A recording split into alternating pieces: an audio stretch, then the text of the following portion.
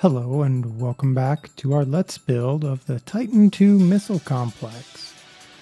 I pulled all of the extra stuff out of the walls and replaced all the smooth stone for a couple of reasons. The primary reason being it actually increased my frame rate, so it was kind of important to do with such a large hole in the ground.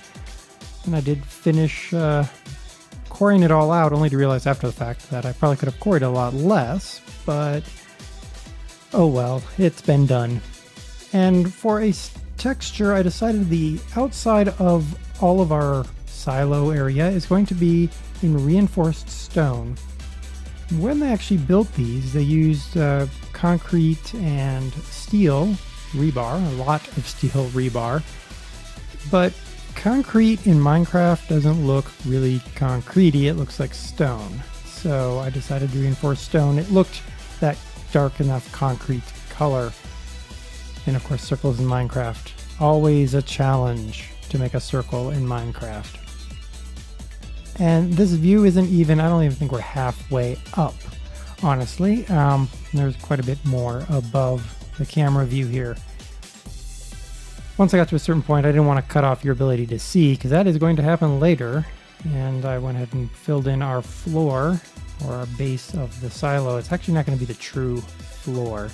Here I am drawing another measuring stick, and that measuring stick marks the point at which the access portal from the command part of the silo is going to intersect the actual missile silo. So it gave me a point of reference to continue my build up.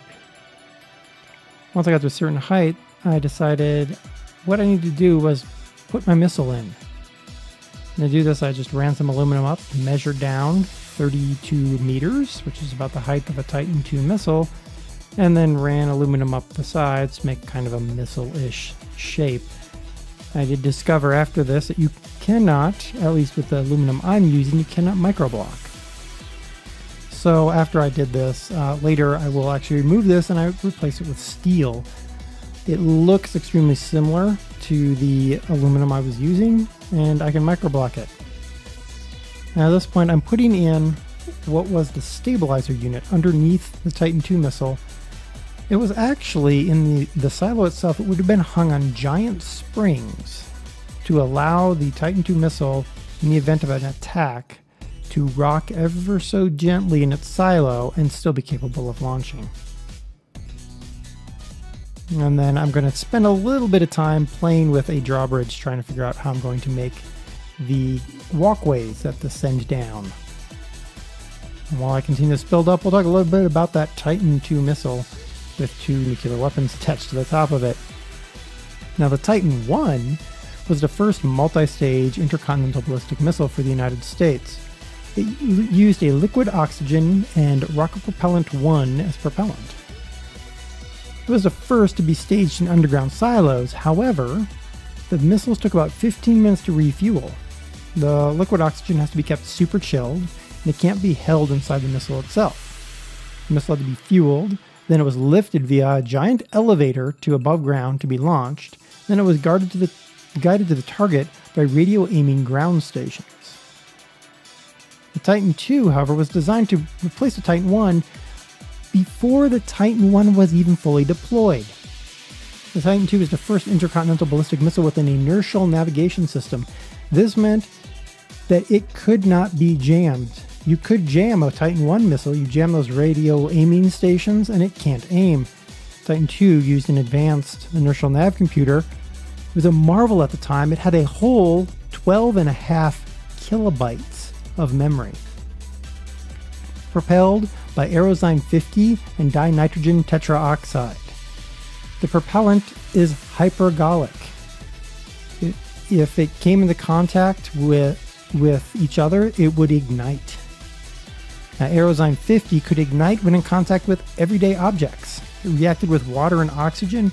It was explosive in proportions as low as 2%. It was highly carcinogenic and deadly if inhaled.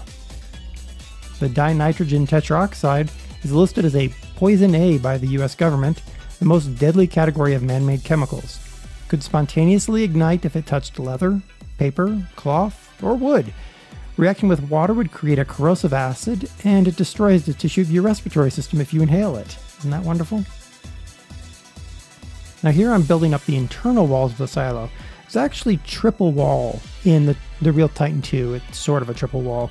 There's the outer wall, then there's what is an exhaust ducting unit between that and a second wall, and then there's the inner wall that you see that I've built up there. Once I finished doing that inner wall, and I did make a mistake with that, I'll talk about that in a second, I went ahead and built the beginning of the walkway, and you see that I have a measuring stick out there. And that measuring stick is the point at where it's going to intersect with the blast locks that come down from outside. So I knew exactly how far to build my my walkway. Now that inner wall, I started looking. I went and found some pictures of the missile silo and realized it actually was a metal interior. So I went and ripped all that out and replaced it with metal. Here you see the drawbridges already in place. I do go back and I'm going to put a mask of iron on them, and they're going to use reinforced glass as the extending piece. Now it's hard to see what I'm doing here, but I'm putting in multiple floors. There's actually 6 floors in the real Titan 2, but because of a few Minecraft things, like the fact that you have to actually have a 1 meter thick floor and ceiling, it actually turned out I only had 5 when it got down to it, because I lost basically 1 floor because of the width of the blocks. I could have fixed this by using micro blocks, but I decided I'd just go with the full block and lose 1 floor, and I was okay with that in the end. Here I am creating the walkways that extend out. I do eventually go back and replace these lower walkways with permanent units instead of retractables, because they wouldn't be retractable given that they actually attached technically to the giant springs. And here I am rebuilding my rocket with, I guess it was iron I used instead of aluminum. It is iron. The iron looked extremely similar, but it allowed me to microblock. And then I tried desperately to find a way to make fire appear underneath. I tried igniters and a few other things, but I didn't really dig really deep, and I probably will look again just to see if I can find something that creates a little bit of flame. I don't necessarily need a lot of flame, but we'll see. Now, while we're down here playing around underneath and slowly panning down, the W-53 warhead perched on top of the Titan II was a 9 megaton warhead. It was a fusion fission bomb. The fission explosion causes a fusion explosion in the core. It used uranium alloy for fission and lithium-6 deuterium for fusion. Weighed approximately 6,200 pounds, that's 2,800 kilograms. And it was put in a re-entry vehicle that protected the bomb during atmospheric re-entry.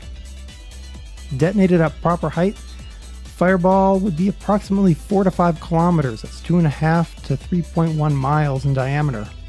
The lethal burns would happen within 28.7 kilometer radius. It's 17.8 miles of ground zero. Collapse of most residential and industrial structures would happen within a 14.9 kilometer radius. It's 9.3 miles of total destruction. Within 5.7 kilometers or 3.5 miles, virtually all above ground structures would be destroyed, and blast effects would inflict nearly 100% fatality. What I'm building here is actually the blast fluming that they had at the bottom. They had what was basically a giant W that caused the exhaust gases to go up those flumes. I talked about how there'd be 3 levels of walls. I chose not to build that final level just because I decided that there was really no reason. It was just going to be a giant wall, and it wasn't very big. It was about 1 meter wide from what I could find, which meant it was the width of a block, so there wasn't really a reason. Now here, I decided I needed to fill this in. I needed to go ahead and fill some of this in because, well, I just needed to. I wanted to start getting an idea of the structure, and to do this, I'm using a filler. And the nice thing about the filler is, once you set it up and you fill it with what to fill with, it'll just do its job until it's out. So a filler very quickly can take care of filling up a large area, though it will use a lot of material. If there was a faster way to do it, that would certainly have been more efficient. This is an extremely boring part, but extremely important. I could have just covered up the hole, but I felt like if I did that, you'd have squishy things like that little gel blob over there, or zombies or whatever walking around in this giant area making noise while you're in the silo, and that just didn't feel right.